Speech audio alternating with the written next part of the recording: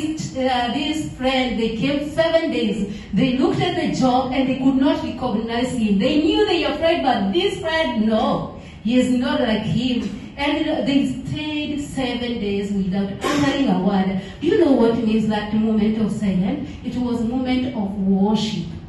Like worship is that thing that bring you still. It bring who you are now. It bring up the person, the inner person in you. That was the moment of worship. And that's when we find, after that long, then this friend, they started even accusing him falsely. Maybe because you don't give poor and you don't do this. And Job, we know Job, that was a lie. Job used to give poor. Job used to be a good man. Job used to be a very good man. But also, Job believed it. If you read his book and you read after he got sick and all that, the conversation he is like, the sickness I have, I'm a righteous man. I'm not supposed to have those sickness. These sickness are for wicked people. So, now that are you wicked? So the same thing, they were accusing him. He accused himself as well. Because he believed the righteousness he has is the one that was supposed to protect him from any kind of trouble. And now, God didn't want this fake Job. He wanted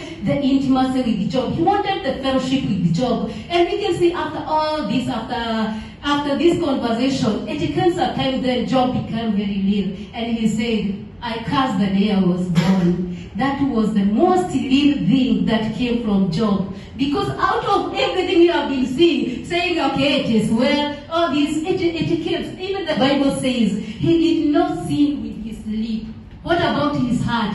We are not told about his heart. But the Bible says, with his lip, he never sinned. But now the moment he said, I cursed the day I was born. Now that is when we would see God came. And when God came, he started questioning Joseph, okay, well, were you there when I created the world?